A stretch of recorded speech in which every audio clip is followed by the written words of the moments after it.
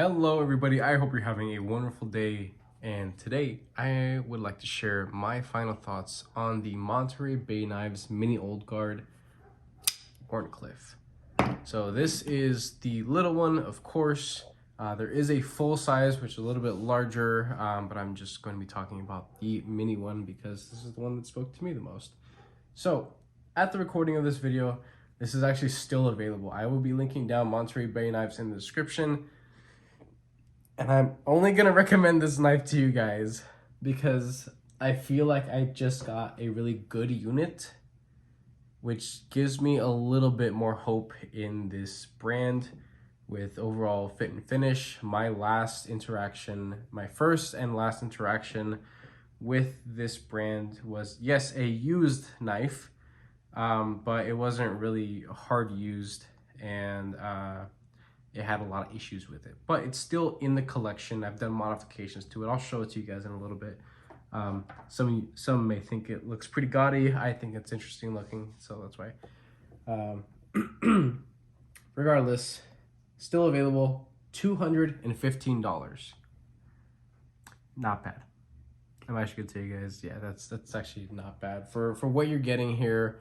Overall, I did have to do a lot of fiddling and a lot of tuning with this thing, which I don't appreciate to have to do that, especially at this price point and so early on in ownership of this specific knife.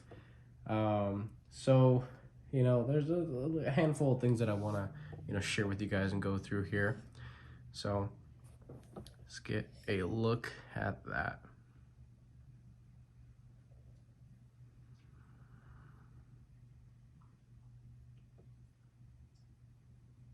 There's some like lint in there. Yep.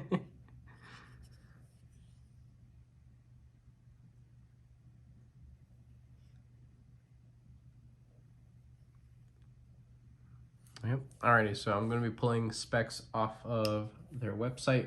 Overall length for the mini, 7 inches. Blade length, 3 inches. This has perfect dimensions and weight. The weight of this guy is 3.6 ounces. Just overall, this thing is perfect. I love the blade shape. It cuts like a dream. It is a little bit on the thicker side, but with a little bit of reprofiling on that edge there, I think I can get it to cut a little bit better.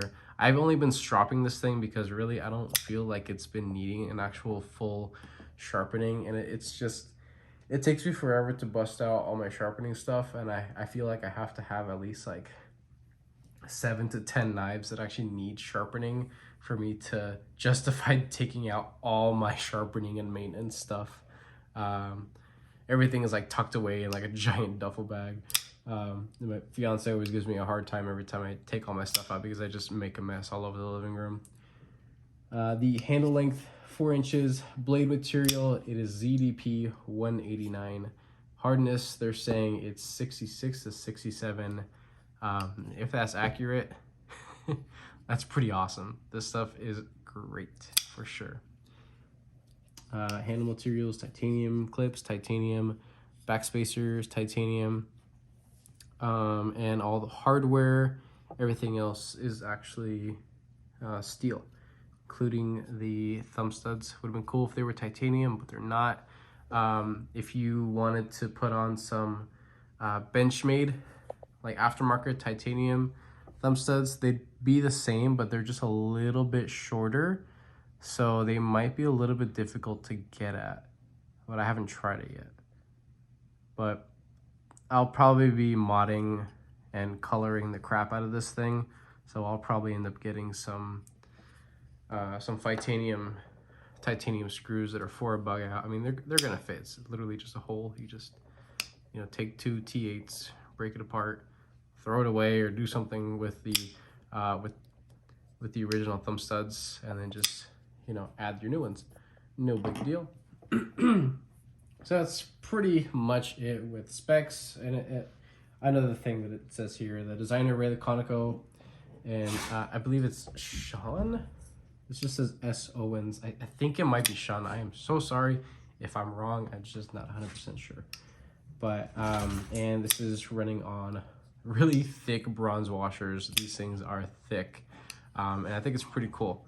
So getting used to washer action is definitely different, coming from having a lot of super loosey-goosey, super fidget friendly designs and actions of other knives. So this definitely took me a second to actually get used to using, but I've definitely come around to really enjoying it. So let's see if I can get it right now. But another knife in my collection that I've definitely grown to love is going to be my small Sebenza 31. Yes, I've done some like modifications to it, nothing crazy. But as you guys know, Chris Reeve knives, I'm pretty sure they're all on washers at this point. And they take a second to break in. Yes, they definitely do. But it's something that you grow to love, but not everybody does. So a lot of people, they're just like, oh, the most elite way to open a Chris Reeve is the ultimate slow roll. No, just get the hell out of here. You can flick one for sure, thumb flick it. It may tear up your thumbs a little bit, but it's really not that bad. I personally can't do it with the meat of my thumb because it is just a little too sharp, but I can get my nail behind it, and the detent is tuned well enough and broken in well enough that I can do that comfortably and do it all day. So yeah, I can fidget with my small Sebenza now, and it's awesome. It's taken a second, yeah, but it's great. So, and that it's running on washers. Those washers are very thin and kind of weird looking. But with this thing, the washers are much larger. They were way easier to polish and to clean and do maintenance on. There are significantly more parts to this knife than there are in comparison to the Sebenza. But I will say that if I didn't own that small 31, I don't think I would have really liked this. So the things that I appreciate about that knife have definitely opened my eyes to appreciating washer action. Yeah, I do have a lot of other knives in my collection that do run on washers, like my two Benchmates. I like all my Spydercos. They're all on washers. I think like the only Spyderco that I owned and that I don't have anymore is my Smock.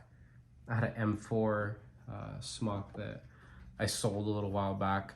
And that one actually had bearings. I'm pretty sure it had bearings.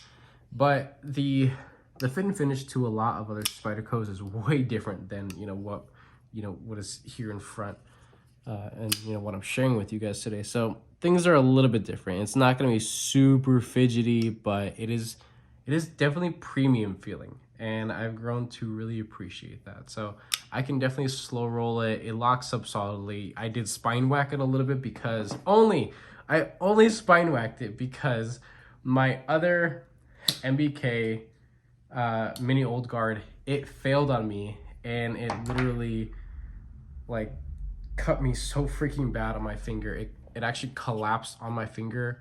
I was gripping the knife and I was just fondling it. Like every like actual knife guy like actually fondles their knife and just messes around with it, just like sees like, are there any sharp edges or anything that just feels out of the norm. And I guess I was just gripping a little too hard, and I put some pressure on the back. It disengaged and it chomped down right there on the crease of my finger. Blood everywhere, all over my hand, all over the knife. It practically colored the scales. It was a mess. And I was just like, what the hell? This is garbage. This sucks. So what I did was I flexed over the lock bar a bunch. Now my original MBK, this is it. I've dyed the scales. They were originally the natural micarta. Now they're like a blue. And then I anodized backspacer and clip to like this bronzy gold kind of color. And then I put some, what was it? I think it was Winks. I dipped the blade in Winks just to see what it would do. This is a knife that I just kind of throw around. It's not something that I believe holds value anymore. I would never sell this because I'd feel like it would be inappropriate for me to sell this because of how unsafe it was, at least in my care, you know, in my ownership. So it's just, it's a knife for experimentation, really. So yeah, that's really it. And of course, I'm going to be doing different like treatments and finishes on this blade, experimenting on this before I go and I actually, you know, ruin this one over here, because I actually really like this knife here. So let's go and show you guys some size comparison knives. It's like super long into the video. I wanted this to be a short one, but there were a lot of things that I wanted to just blab about beforehand. So here it is up against a Benchmade bug out, Osborne 940.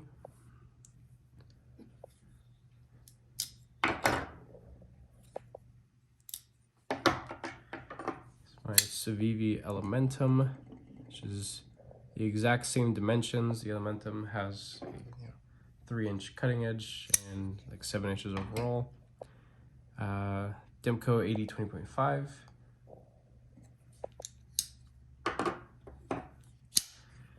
Native 5 lightweight, which I believe is also about the same dimensions too. And PM2. So that is pretty much it for size comparisons. Hopefully that helps you guys out to actually see what this knife is all about, at least visually speaking. And let's get into the main part, pretty much the end of this video. Just going over like fit and finish and a couple other little things that I wanted to bring to attention. Very large pockets for weight relieving. There is only a steel liner on the clip side. It is non-reversible, unfortunately. It would have been cool. Like, actually, let me take my ring off. I don't want to nick this thing up a bunch. But this thing's pretty easy to manipulate left-handed. Reverse flicking it, it's wonderful. Thumb flicking it's great. I think it would have been really cool. I personally don't believe that the design would have suffered if it had, you know, 2 extra little holes milled into this side. So that's kind of unfortunate. I do believe that MBK does once in a while, they have runs for lefties. But I think, again, if there was just 2 little holes, it wouldn't really disrupt much of the design here. This is a very clean and simple utilitarian-based design here, just with a lot of premium elements here. And, you know, going back to like what I believe, at least on this channel, if it's, you know, $100 and under, that's a budget knife. You can, you know, like anything that is under that price range is, for the most part, pretty well justified, especially at this day and age where we have so much quality in the budget realm of knives. But when you're paying anything more than that, I personally believe you're getting into a lot more enthusiastic elements, like fancier handle material, fancier blade material, different action and opening methods, designers, brands, whether something is made in the US or not. There really isn't anything that is, you know, good, like actually good, that's made like under $100. It's actually in the US that at least on this channel, like I would actually like really like to review. Off the top of my head, I can't really think of much. There aren't any USA Spydercos. You can't get nothing from Benchmade for $100. We're not talking about Buck or Kershaw. Schrade has some USA stuff, but apparently it's terrible. I haven't experienced it myself, but based off of what other people are saying, it's not something that I feel too confident in spending my hard-earned money at the moment. So yeah, there aren't really any like real knives, you know, like actual, like that have actual like enthusiast elements to it, where there's a lot of like value per dollar. So that's just what I personally believe. But going back to, you know, this overall design, I like it. It's pretty darn simple and everything just works really well. The finish on this is kind of like a bead blast. It looks rough, but it's actually really smooth. It doesn't get dirty super easily. Like I know some titanium, it just has a different finish to it, and it gets dirtier faster. This might be a little bit easier to clean, but it has a very dull sheen to it versus like stone washing on these.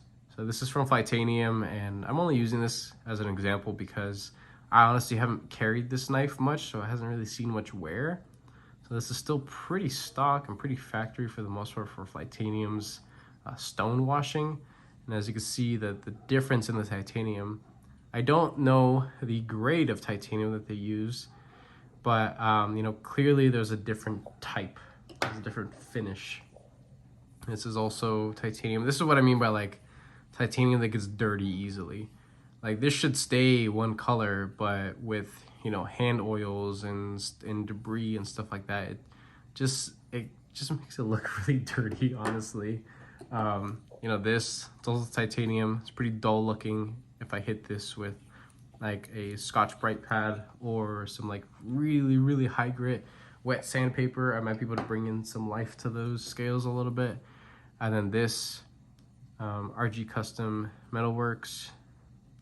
This is definitely, it's not a super high polish, but it's definitely a whole lot different in titanium finish than, you know, what's being offered regularly by MBK.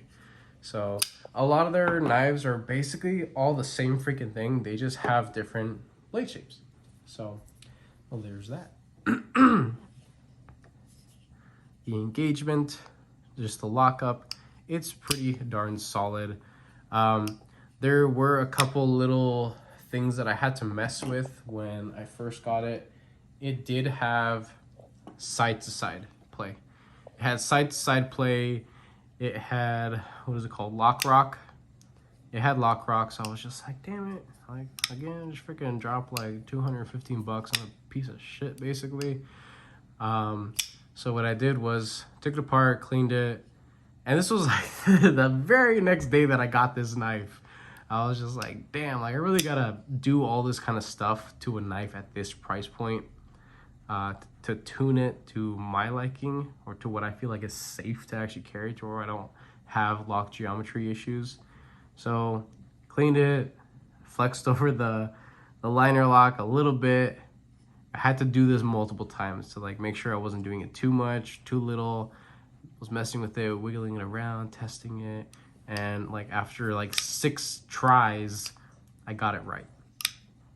And so the action, like it's not gonna be drop shutty. It's just not. And I believe at this point this thing is pretty well broken in, and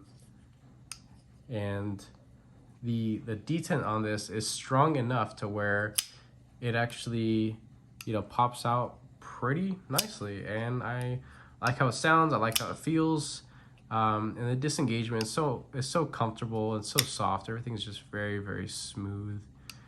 So that is pretty much it. I don't really think there's anything else that I really want to mention or talk about, really. I know I just kind of all over the place and blabbed all about a bunch of different things. Per usual, I'm all over the place. But this is my first one, and as you can see, it's the same freaking knife, just you know, different blade shape. That's all it is. It even has the Sandmine style ZDP 189 blade. The thickness behind the edge, it's probably around the same. Nothing too crazy. The blade stock thickness on these guys, yeah, they're a little robust. But I mean, these do feel like, this has the potential to feel like a little tank. If it came to me like this, with, you know, no play, no rock, no nothing, and just sweet, smooth, you know, with a action requires more, you know, deliberate force and attention. It's not super loosey-goosey. You gotta understand that because this isn't on bearings. If it came to me like that, I would be super, super happy. I'm happy with it now. But as I mentioned to you guys, yeah, I had to do a lot of fiddling with it. And I feel like I got a lucky, I got lucky with this unit because, yeah, there are a lot of people that have horror stories with MBK. So with that being said, hopefully you guys enjoy this little video. Like and subscribe if you guys haven't already. I will be linking down MBK down in the description. Hopefully you guys can snag one of these. There is a larger one. That one doesn't cost that much more. Let me see how much that one is. That was $10. $10 for like a whole another like inch of knife essentially. I think a lot of people are flocking to that one a little bit more just because it looks a little bit cooler, and a lot of people like bigger knives, but this is plenty of knife for me. This is perfect dimensions. This thing's gonna see a lot of modifications. If you guys like what you see here, I definitely suggest going to my Instagram, following. You don't have to follow because I have a public page, but if you want to see what I do with this thing in the near future, go ahead and add me on Instagram, name Nathan Correas, Coreas, and let's just chat. Tell me what you think about this thing. If you guys have any horror stories personally, where you think the company can go, what might make it better. I love talking about all this kind of stuff, just speculating and just having a good time. That's all I'm here for, really. So, with that being said, have a wonderful rest of your day.